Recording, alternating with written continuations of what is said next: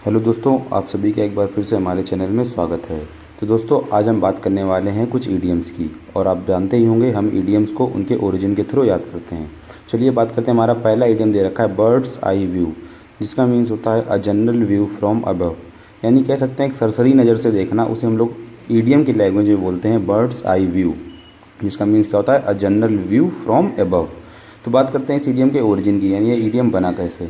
तो दोस्तों, इस ईडियम का यूज़ 16वीं सेंचुरी के दौरान शुरू हुआ।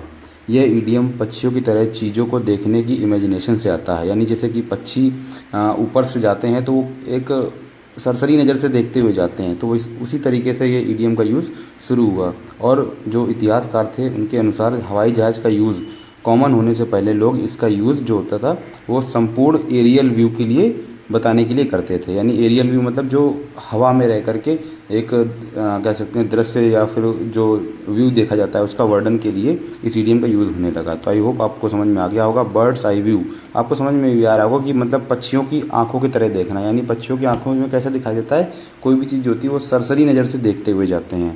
तो आई होप आपको समझ में आ गया होगा। चलिए moving on to the next idiom, जो कि हमारा दे रखा है बिग बक्स।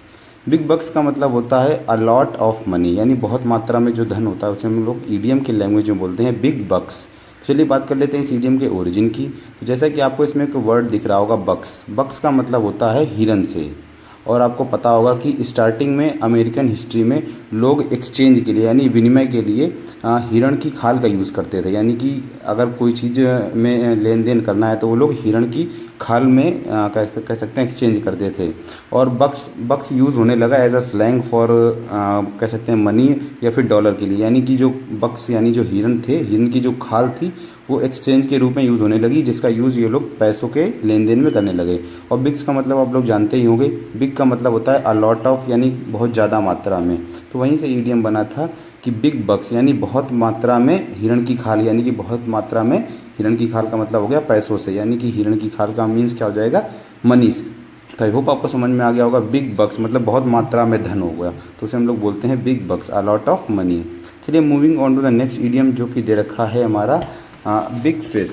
बिग फिश का मीन्स होता है इंपॉर्टेंट पर्सन, यानी कि जो बहुत ही ज़्यादा इंपॉर्टेंट मुख्य व्यक्ति होता है उसे हम लोग ईडियम के लैंग्वेज में बोलते हैं बिग फिश। जैसा कि इस ईडियम में फिश वर्ड आया है और आपको पता होगा फिश का मतलब यानी मछलियों से रिलेटेड है, तो ये हमारा ईडियम भी मछलियों से रिलेटेड होगा। और इस ईडियम का एक दूसरा रूप दिया जाता है, जैसे कि big fish in a small pond, यानी कि एक बड़े से तालाब में एक मछली। तो वहीं से ईडियम का ओरिजिन बना था। जैसे कि आपको पता होगा कोई छोटे तालाब में अगर बड़ी मछली है तो वह उन सब मछलियों में पावरफुल होगी और सबसे ज़्यादा इम्पॉर्टेंट भी होगी। जो उनमें से छोटी मछलियाँ उनके बीच में वो सबसे ज़्यादा इम्पॉर्टेंट होगी और पावरफुल भी होगी। तो वहीं से ईडियम बना था बिग फिश, यानी बड़ी मछली। बड़ी मछली क्या है, उन छोटी मछलियों के बीच में सबसे ज़्यादा इम्पॉर्टेंट है। तो आई होप आपको समझ में आ गया होगा। बिग फिश का मीन्स हो जाएगा इम्पॉर्टेंट पर्सन।